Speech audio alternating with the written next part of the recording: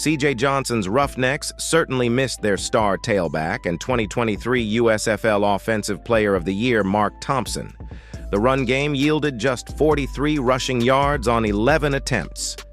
Despite an efficient outing from former Tennessee QB Jarrett Garantano, 16 of 21 for 157 yards, the Roughnecks couldn't find their way into the end zone until the fourth quarter. However, the Roughneck defense is formidable, with 4 players on the defensive line who each caused havoc. Olive Sagapolu, Carlo Kemp, Adam Rodriguez, and Toby Johnson, former first-round NFL draft selection, and All-American Reuben Foster was free to make plays. And he did. Foster ended the game with 6 tackles, a pass breakup, and an interception. The Renegades' regular season woes returned after sneaking into the XFL playoffs last year and then riding a tide of outstanding play to the XFL crown. Despite taking an early 3-0 lead and entering halftime tied at 11-all, Arlington was outscored 16-3 in the second half at home. QB Luis Perez proved to be one of the better signal callers in the UFL, completing 19 of 28 for 214 yards, with 1 touchdown and an interception. But the Renegades had trouble running the ball against the Stallions' defense, averaging just 3.3 yards per carry.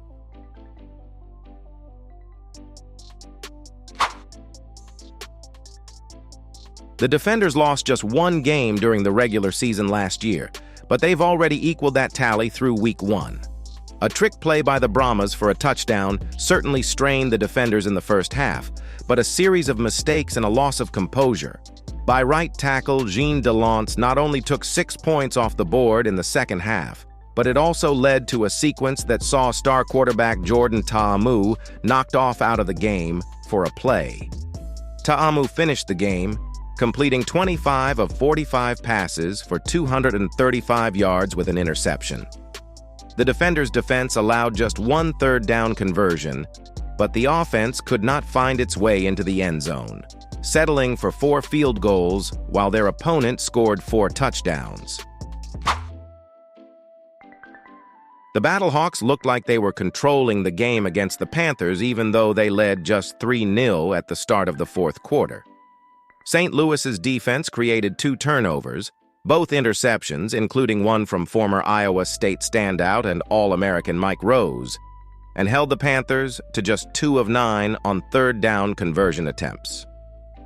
QB A.J. McCarron, a top UFL MVP candidate this season, completed 24 of 37 passes for 216 yards and 2 touchdowns. He connected with 8 different receivers, led by former Oklahoma State wideout Marcel Adaman, who caught 6 passes for 60 yards and a score. However, it was increasingly clear that the Battlehawks couldn't run the ball with regularity against the Panther defense. Former Clemson running back Wayne Gallman managed just 40 rushing yards on 13 carries in the loss.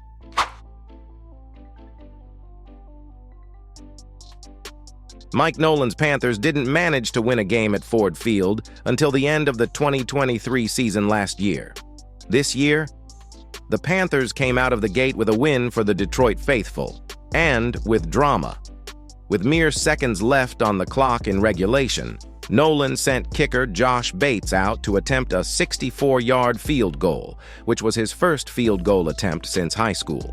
After making the first kick, despite a timeout called to try to ice him, Bates nailed his second attempt to give the Panthers their 18-16 win against a team that is a favorite to make the playoffs. Michigan quarterback E.J. Perry threw 2 interceptions, and the offense was held scoreless in the first half.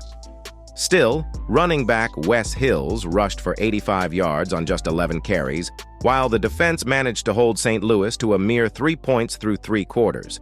Hills led the USFL in rushing last season with 679 yards and 10 touchdowns en route to earning all USFL honors, and he is once again one of the top offensive players to watch this season.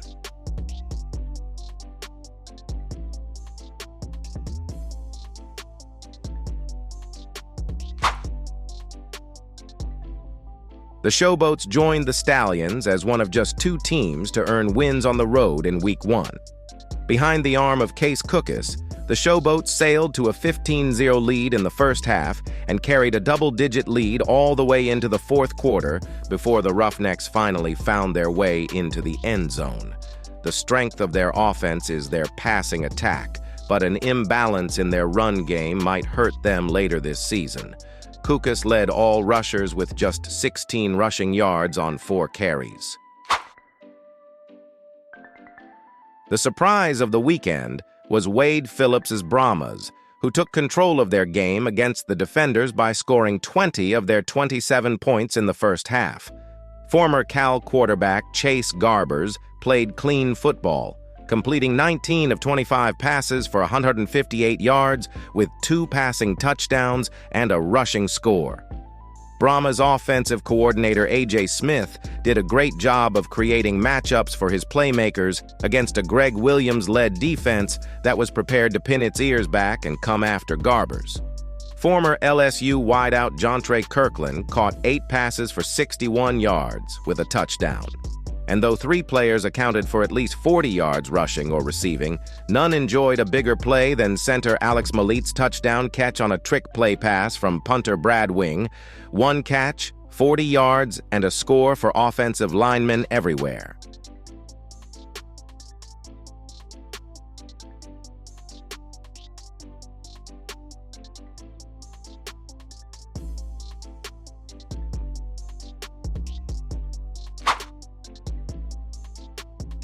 Skip Holtz's Stallions carried the USFL banner into the house of the defending XFL champion Renegades and came out with a double-digit victory, 27-14. With former Ole Miss quarterback Matt Corral behind center, the Stallions extended their record under Holtz to 22-3 since Birmingham rejoined the spring pro football stage in April 2022. While Corral enjoyed a pleasant debut, punctuated by a 39-yard touchdown pass to W.R. Dion Kane to finish the first half, the Stallions did the majority of their damage offensively on the ground, with 183 rushing yards, 5.1 yards per carry. The Stallions currently look like the best team in the UFL and are seeking a 3rd consecutive championship, having won the previous 2 USFL title games. Winning 2 in a row? You're good.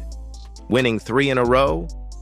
You've created a dynasty. With the win, the Stallions have made a credible step toward becoming spring football's first dynastic franchise south of the Canadian border.